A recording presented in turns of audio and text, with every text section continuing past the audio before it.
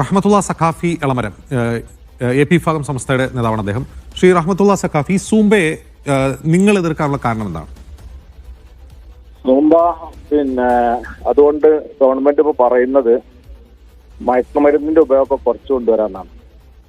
അതിന് അത് പര്യാപ്തമാണെന്ന് തോന്നുന്നില്ല.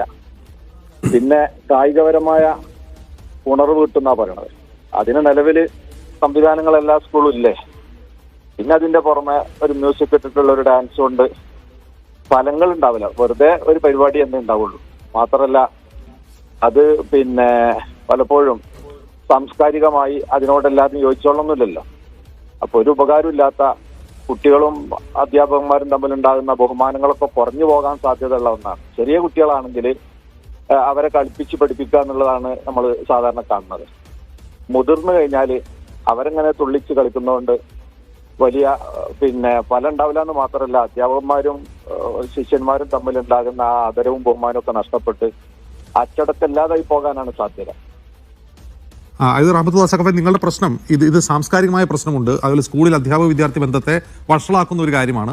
പ്രത്യേകിച്ച് ലഹരിയെ ചെറുക്കാൻ ഇത് ഉപകാരപ്രദമല്ല. അതിനപ്പുറം മറ്റ് എതിർപ്പുകളൊന്നും നിങ്ങൾക്ക് ഇല്ല. അതിൽ മറ്റു എതിർപ്പുകളൊന്നും ഇപ്പം ചർച്ച ചെയ്തിട്ടില്ല. ഓക്കെ, നന്ദി ശ്രീ റഹ്മത്തുള്ള സഖാഫി എളമരം.